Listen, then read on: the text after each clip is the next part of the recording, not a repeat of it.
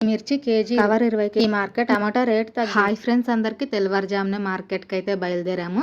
ఈరోజు మార్కెట్లో ఏ ఫ్రూట్స్ ఏం రేట్ ఉన్నాయి, హోల్సేల్ ప్రైస్ ఎంత పడుతుంది మొత్తం అయితే క్లియర్గా చూపిస్తానండి. దాంతో పాటు ఈ మధ్య కొంతమంది కొత్తగా ఫ్రూట్స్ బిజినెస్ స్టార్ట్ చేసి చిన్న చిన్న తప్పుల వల్ల నష్టపోతున్నారు. వాళ్ళు ఎక్కడ తప్పు చేస్తున్నారు, ఈ బిజినెస్ లో సక్సెస్ అవ్వడానికి కావాల్సిన మెయిన్ సీక్రెట్ ఏంటో కూడా ఈ రోజు ఈ వీడియోలో మాట్లాడుకుందాం. ఎందుకంటే కేవలం లాభాలు మాత్రమే చూసి ఈ బిజినెస్ లో దిగితే నష్టపోవడం ఖాయం. అసలు ఈ పండ్ల వ్యాపారం ఎంత ఓపిక ఉండాలి, ఎలాంటి జాగ్రత్తలు తీసుకోవాలో నా ఎక్స్పీరియన్స్ తో క్లియర్ గా చెప్తా. వీడియోనైతే ఎక్కడ స్కిప్ చేయకుండా లాస్ట్ దాకా చూడండి. ఇప్పుడైతే ఈ పైనాపిల్ రేట్ చూసేద్దాం. ఇక్కడున్న సరుకు అయితే కేజీ 23 ఉంది. అయితే ఈ పైనాపిల్ చిన్న సైజు ఉందన్నమాట, అందుకే రేట్ తక్కువ ఉంది. డ్రాగన్ ఫ్రూట్ సరుకు అయితే వచ్చింది, మరీ పెద్ద మొత్తంలో అయితే కాదు, తక్కువగానే వచ్చింది. ఈ రోజు రేట్ కొంచెం తగ్గిందనమాట. కేజీ వచ్చేసి 63 రూపాయలు ఉంది. ఇక్కడుండే ఈ క్వాలిటీ అంటే మీడియం సైజు కాదు, పూర్తి చిన్న సైజు కాదనమాట, ఓ మాదిరిగా ఉన్నాయన్నమాట. ఈ సంవత్సరం మామిడి పండ్ల బిజినెస్ సరిగ్గా ఒక నెల రోజులు కూడా చేయలేదు, చాలా తక్కువ చేసాం ఈ బిజినెస్ అయితే. ఇంతకు ముందు చూసిన డ్రాగన్ ఫ్రూట్ కన్నా ఇక్కడ ఉండే కొంచెం సైజు పెద్దగా కనిపిస్తున్నాయి. వీళ్ళైతే 64 చెప్తున్నారు, ₹1 డిఫరెన్స్. మనం బేరమాడి అడిగితే గనక తగ్గుతుంది, కాకపోతే కొంచెం క్వాలిటీ చూసి తీసుకోవాలి, సరుకు వాడిపోయిందా లేక ఫ్రెష్ గా ఉందా అనేది. ఈ పనసకాయల రేట్ అయితే మామూలే ఉంది, కానీ క్వాలిటీ బాగుందన్నమాట. ఈ రోజు ₹50 నుంచి 200 దాకా ఉంది. అయితే ఈ రోజు మీకు నేను కూరగాయల మార్కెట్ కూడా చూపిస్తాను. పండ్ల మార్కెట్ లో అయితే గనక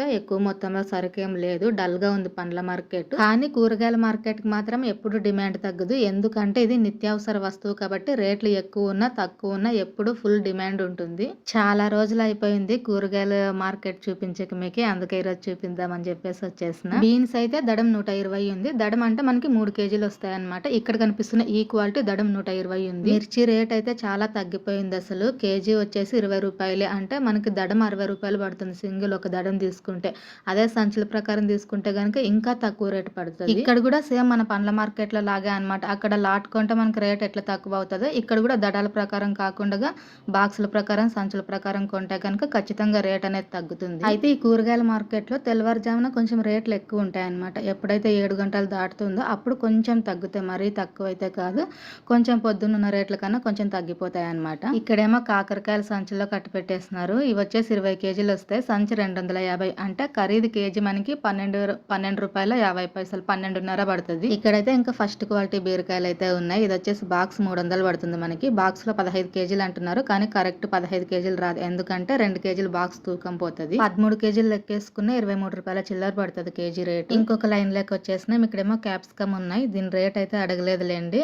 ఇక్కడ ఉండే కాకరకాయలు ఇంతకు ముందు చూసిన దానికి కొంచెం తేడా ఉంది. ఇక్కడైతే పండు అయిపోయినాయి, అందుకే సంచి వచ్చేసి 200 ఉంది రేట్. నాకు కొంచెం ఇంట్లోకి కావాల్సిండే అనమాట ఆకుకూరలు, అందుకే నేను ఇంకా ఒక రేటు బేరమాడి తీసేసుకున్నా. బేరం ఆడడానికి ఏం లేదంటే మామూలుగా ₹5 ఒకటి అని చెప్తారు, ఇప్పుడు రేటు ఉన్నాయన్నమాట ఆకుకూరలు అన్నీ కూడా. నేనైతే ₹10 3 చొప్పున తీసేసుకున్నా. అయితే రేటు తక్కువ ఉన్నప్పుడు ₹10 5, 6 కూడా ఇస్తారు, కానీ ఇప్పుడైతే రేట్లు పెరిగినాయి అనమాట. ఆకుకూరలు అన్ని రకాల ఆకుకూరలు రేటు పెరిగిపోయినాయి. ఇక్కడైతే కరేపాకు కట్టలు కట్టి పెట్టినారు, బేరమాడి తీసుకోవాలి. ఇది అది ₹10 కొడుతుంది. ముక్కలు కేజీ అయితే ½ కేజీ కట్టలు, 3/4 కేజీ కట్టలు కట్టి పెట్టినారు. నేనైతే 3/4 కేజీదే ₹10 తీసుకున్నా. ఇక్కడైతే పుదీనా ₹5 ఒకటి ఉంది. ₹20 అయితే 5 వస్తాయి, ఒకటి తీసుకుంటే మాత్రం ఫిక్స్ రేట్ అనమాట ₹5. అంటే ఇక్కడ కూడా మొత్తాన్ని బట్టి, అంటే ఇందాక నేను బాక్సుల ప్రకారం తీసుకోవడానికి సంచుల ప్రకారానికి దడాలకి తేడా ఉంటది రేట్ అని చెప్పినా కదా, ఇక్కడ కూడా 50 కట్టలు, 100 కట్టలు, 150 అట్లా ఎక్కువ మొత్తంలో తీసుకుంటే మనకి ఖచ్చితంగా రేట్ అనేది తగ్గుతుంది. అయితే ఇప్పుడు కొత్తిమీర రేట్ మాత్రం చాలా పెరిగిపోయింది, అసలు కట్ట వచ్చేసి ₹10 పడుతుంది మనకి, ఎక్కువ రేట్ అయ్యింది అనమాట. ఇంతకు ముందు అయితే గనక ₹10 3, 4 ఉండేవి అవి కూడా. ఇప్పుడు మనం చూస్తున్న ఈ లైన్ లో అయితే పెద్ద వ్యాపారం, అంటే ఆటో వ్యాపారం చేసే వాళ్ళు ఎక్కువగా ఉంటారనమాట. సంచుల ప్రకారం పెద్ద మొత్తంలో కొనే లైన్ అనమాట ఇది. ఫుల్ జనం ఉంటారు ఇక్కడైతే. నేనైతే ఇంకా ముందుకు వెళ్ళే సాహసం అయితే చేయలేదు, ఎందుకంటే అసలు వెళ్ళడానికి కూడా దారి ఉండదు అనమాట ఈ లైన్ లో. అయితే మామూలుగా అంటే చిన్న వ్యాపారస్తులు కిరాణా అంగిట్లోకి చిన్న గంప వ్యాపారం చేసే వాళ్ళందరూ అయితే కనుక దడాల ప్రకారం కొంటారు, ఒక దడము 2 దడము. ఇక్కడ ఏంటి అంటే సంచుల ప్రకారం ఉంటుంది అనమాట. ఈ ఆలుగడ్డ దడం ₹40 ఉంది. అయితే క్యారెట్ మాత్రం రేట్ ఎక్కువ ఉంది. ఫస్ట్ క్వాలిటీది ఇక్కడ చూస్తుండేది దడం వచ్చేసి ₹90. దడం అంటే మనకి 3 కేజీలు వస్తుంది అనమాట. అంటే మనకి ఇంట్లో కూరగాయలు కావాలంటే మాత్రం కొంచెం 7 గంటల పైన వస్తేనే బెటర్, ఎందుకంటే అప్పుడైతేనే కొంచెం రేట్లు తక్కువ ఉంటాయి. తెల్లవారుజామున అయితే క్వాలిటీ ఉంటుంది, ఎక్కువ వ్యాపారస్తులు కొనే వాళ్ళు ఉంటారు కాబట్టి రేట్లు ఎక్కువగానే ఉంటాయి. ఈ సెక్షన్ అంతా కూడా పచ్చిమిర్చి ఎక్కువ ఉంది. ఇక్కడ కూడా రేట్ సేమ్ ఉంది, దడం ₹50, ₹60. ఈ వంకాయ సంచులు అయితే కనుక 250, అంటే తెల్ల వంకాయలు అనమాట అవి. దడాల ప్రకారం కాకుండా ఇట్లా సంచుల ప్రకారం పచ్చిమిర్చి తీసుకుంటే బ్యాగ్ 500 అంటున్నారు. పర్లేదు, క్వాలిటీ బాగుంది. ఇక్కడ కూడా కాకరకాయ సంచులే ఉన్నాయి, క్వాలిటీ బాగుంది, సేమ్ రేట్ ఉంది. మొత్తం కూడా ఒక 5-6 రకాలు ఉంటాయి పచ్చిమిర్చి అయితే. అంటే దీంట్లో కూడా కారం మిరపకాయలు, కడ్డీ మిరపకాయలు, మిర్చి వేసేటివి అట్లా ఉంటాయి కదా, అట్లా రకాన్ని బట్టి రేట్ అంటే ఒక 10-15 రూపాయలు డిఫరెన్స్ ఉంటుంది అంతే. ఇంక ఇక్కడ కనిపిస్తున్న మిర్చి అయితే చాలా బాగుంది క్వాలిటీ. వీళ్ళైతే దడం 70 రూపాయలు అని చెప్తున్నారు. క్వాలిటీ బాగుంది అనమాట, అందుకే ఒక 10 రూపాయలు ఎక్కువ ఉంది. ఇంతకుముందు మనం ఫస్ట్ చూసింది అయితే కనుక దడం 60 రూపాయలు, అంటే కేజీ 20 రూపాయలే పడుతుంది. ఇది కొంచెం రేట్ ఉంది.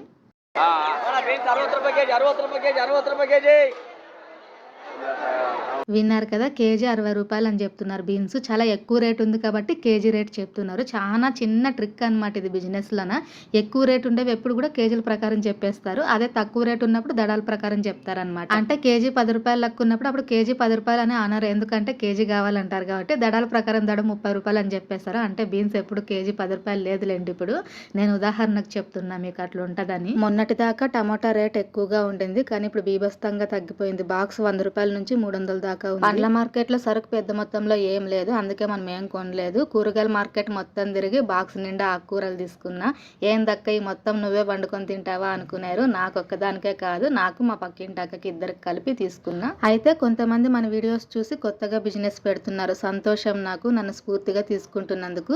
కానీ ఇంకొంతమంది దీని గురించి ఎలాంటి అవగాహన లేకుండా స్టార్ట్ చేసి నష్టపోతున్నారు. అది బాధగా ఉంది నాకు. కేవలం నేను వీడియోస్ లో చూపించే లాభాలు మాత్రమే చూసి మొదలు పెట్టకండి. ఈ బిజినెస్ లో ఓపిక అనేది చాలా ముఖ్యం. పండ్లు ఎప్పుడు కూడా 2 రోజులు దాటితే పాడైపోతాయి. ఎక్కువ సరుకు మిగిలినప్పుడు డ్యామేజ్ ఎక్కువ వచ్చేస్తాయి 2వ రోజు దాటింది అంటే. ఏ సీజన్ లో ఏ సరుకు తీసుకురావాలి, మనం తీసుకున్న సరుకులో ఎక్కువగా డ్యామేజ్ వస్తే నష్టం రాకుండా ఎలా అమ్ముకోవాలి. ఒకవేళ బిజినెస్ ఏమి జరగక సరుకు అమ్ముడుపోక మొత్తం అలాగే మిగిలిపోతే మరుసటి రోజుకి ఎక్కువ పండ్లు డ్యామేజ్ కాకుండా ఎట్లా జాగ్రత్త పడాలి, ఇవన్నీ కూడా తెలుసుండాలి. బిజినెస్ మొదలు పెట్టిన కొత్తలోనే మనకైతే కస్టమర్స్ అందరూ కూడా అలవాటు అవ్వరు, కొంచెం టైం పడుతుంది. నష్టం వచ్చినా కూడా నిలబడే శక్తి సామర్థ్యం ఉన్నప్పుడే ఈ బిజినెస్ లోకి దిగాలి. మొదలు పెట్టిన స్టార్టింగ్ లోనే ఎక్కువ మొత్తంలో సరుకు తీసుకురాకుండా ఒక 2 నుంచి 3 వారాల దాకా తక్కువ మొత్తంలోనే చూసుకోవాలి. ఎందుకంటే మనం అమ్మే ఏరియాలో ఏ ఫ్రూట్స్ అయితే, అంటే సీజనల్ గా తెచ్చిన ఫ్రూట్స్ లో ఏ ఐటమ్ అయితే ఎక్కువగా పోతుందో దాన్ని మాత్రమే రిపీట్ గా తెచ్చుకోవాలి. మార్కెట్ రేట్లు రోజు మారుతూ ఉంటాయి. ఎక్కువ రేట్లు ఉన్నప్పుడు సరుకు కొనకపోవడమే బెస్ట్ అనమాట. అంటే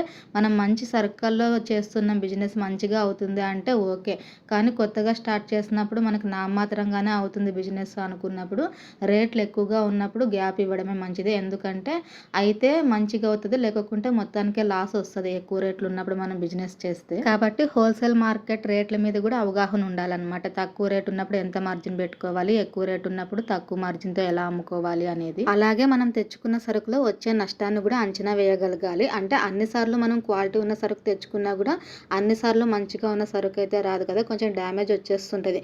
అప్పుడు మనము అందాజు వేయగలగాలి ఎంత నష్టం వస్తుంది, ఎంత వేస్టేజ్ పోతుంది అని. దానికి తగ్గట్టు డ్యామేజ్ అయిన పండ్లు, మెత్తగైన పండ్లని తక్కువ రేటుకి అమ్మేసుకోవాలి. ఇంకా కొన్ని రకాలు అంటే అరటి పండ్లు, సపోటా, సీతాఫలాలు ఇట్లాంటివి అయితే చాలా సెన్సిటివ్ పండ్లు అనమాట. ఇవి మనం ఎక్కువ మొత్తంలో కొనకూడదు. రోజువారీ బిజినెస్ చేసినా కూడా తక్కువ మొత్తంలోనే ఎంత పోతుందో అంతే తీసుకోవాలి. ఎందుకంటే అవి మిగిలితే గనక ఖచ్చితంగా సగానికి సగం తక్కువ రేటుకి అమ్ముకోవాల్సి వస్తుంది అట్లాంటి పండ్లు అయితే గనక. కాబట్టి మనం కొనే సరుకులో కూడా ఒక ఐడియా ఉండాలి, ఎట్లాంటి రకం పండ్లు ఎంత మొత్తంలో కొనాలి అనేది. అయితే అన్నింటికన్నా ఇంకొక ముఖ్యమైన విషయం ఏంటి అంటే నమ్మకం. మనం బిజినెస్ లో పెట్టుబడిగా పెట్టేది డబ్బు మాత్రమే కాదు, మన నమ్మకాన్ని కూడా. అంటే కస్టమర్ దగ్గర నమ్మకాన్ని పోగొట్టుకోకూడదు ఎప్పుడు.